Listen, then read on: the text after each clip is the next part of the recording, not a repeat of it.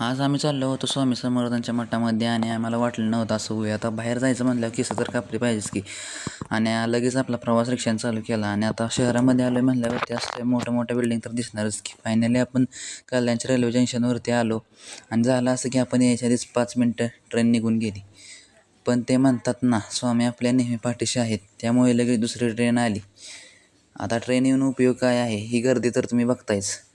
Finally अर्धाभर तास उभा राहिल्यानंतर आपल्याला बसायला जागा मिळाली आणि गर्दी कमी आहे तोपर्यंत आपण ह्या असल्या 2-3 क्लिप काढून घेतल्या. त्यानंतर फायनली आपण पळसदरीला पोहोचलो आणि आता ह्या दोघांच्या दोस्तीवरती एक कमेंट तर होऊन जाऊ द्या. पुढून ट्रेन यायची भीती नाही आणि काही नाही.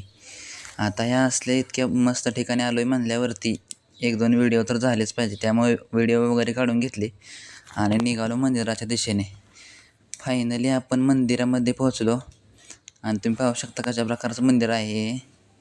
हे मंदिरामध्ये आल्यानंतर ना तुम्हाला गाण्यातल्या माळा वगैरे भेटतात. फायनली आपण मित्रांनो मंदिराच्या गाभाऱ्यात आलो आणि आपलं मन प्रसन्न झालं. फायनली आपण स्वामींच्या मेन मूर्तीजवळ आलो आणि एक क्लिप घेतली. तर आपलं ब्लॉगिंग कसं वाटतंय कमेंटमध्ये नक्की सांगा आणि फॉलो करायला विसरू नका. धन्यवाद. श्री स्वामी समर्थ.